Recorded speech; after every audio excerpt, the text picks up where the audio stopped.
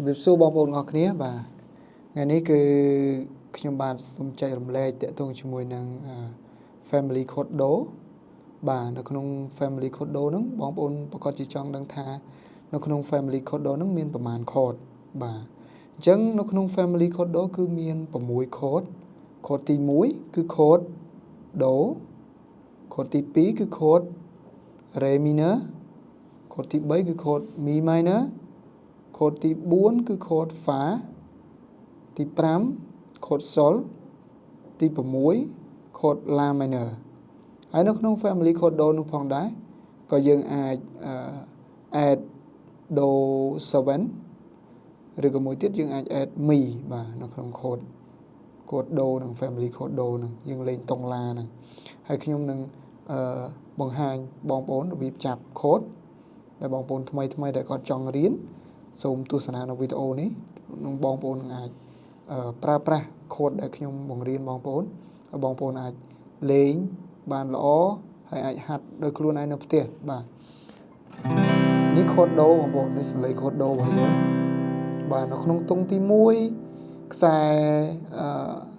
ទី2ខ្ទង់ទី2ខ្សែទី4និងខ្ទង់ទី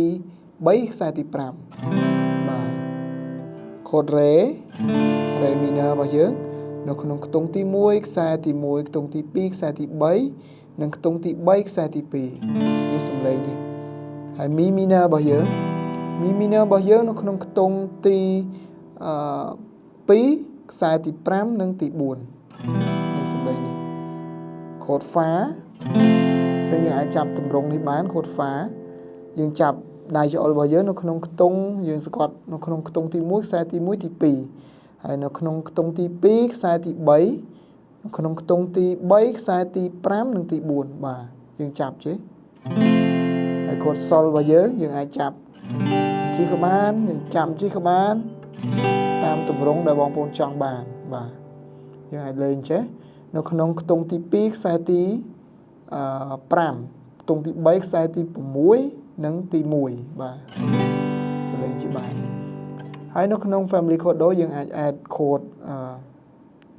do 7សំឡេងនេះបងប្អូនយើងអាច add mi ឬក៏ mi 7យើងអាច add បានហើយប៉ុន្តែយើងលេងក្នុងតុង la minor និងតុង do នោះគឺតែមួយទេបងប្អូនបាទអញ្ចឹងប្រភេទ la minor យើងលេងបែបបទ set បាទ code do បែបបទសប្បាយយើងអាចលេងឡំគ្នាបានសម្រាប់ចម្រៀងដែលយើងចង់លេងបាទបងប្អូនអាចយកទៅហាត់បានហើយយើងឥឡូវខ្ញុំនឹងស្រាំមីង6 code ហ្នឹងឲ្យបងប្អូនមើល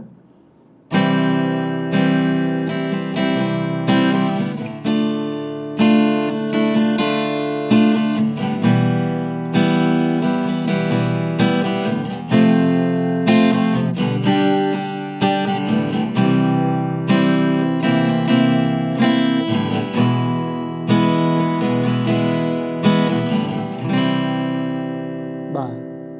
អរគុណបងប្អូនទាំងអស់គ្នាសម្រាប់ការតាមដានទស្សនានៅវីដេអូនេះសូមបានជួយចែករំលែកនិង like នៅ follow នៅ subscribe នៅក្នុង channel របស់យើងខ្ញុំផងដែរបាទអរគុណច្រើនបងប្អូនទាំងអស់គ្នា